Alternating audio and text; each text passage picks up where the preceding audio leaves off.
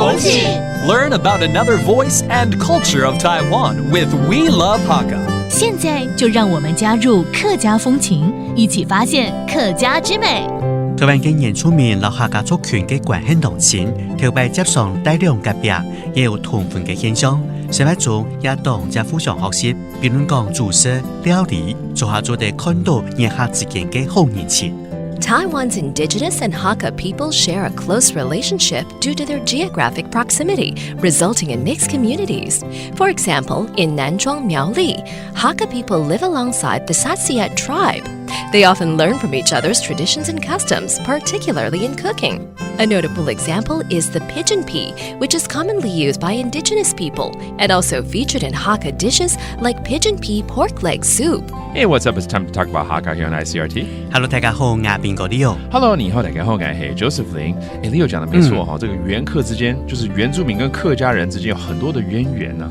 對啊，久了之後呢，就變成了文化的共通，食物的共通。對，有一些美食可能就是一起把它料理出來了。沒錯。其實原客之間早年來說，他們的關係就很親近有很多的客家莊跟那個原住民是混居在一起的。所以呢，這個客委會也是推展，就是希望能夠跟這個原住民有更多的融合。那很多這種山裡面的一些食材比如說像這個山蘇啊，山蘇對，還有這個破布子也是不是都可以來一起應用？沒錯。那我現在要講到這個台中東勢跟泰雅族，他們是有混居的現象，所以他們的食物裡頭，台中東勢他們有吃一個叫做山豬肉雞。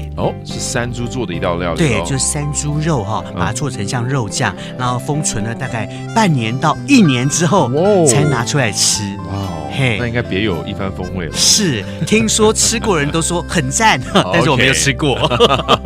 好，有空我們又去試試看。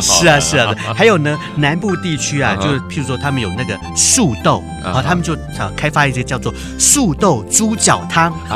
這聽起來就可以馬上來一碗了。對，應該還不錯啦，應該不錯。對，其實我們以前也聊過，比如說拉努塞路、彰子西路，也是原住民跟客家人有好多互動。對，很多的原住民跟客家就會透過這條路來做一些交流。沒錯。好，那我們來教幾個單字了。Let's teach you how to say indigenous people or 原住民。原住民。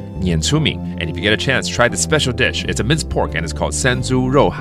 山豬肉雞。And there you have it, learning a little bit more about the cultural exchanges with the indigenous and the Hakka. Thank you for listening. 什麼大家？漢字 say 張來了。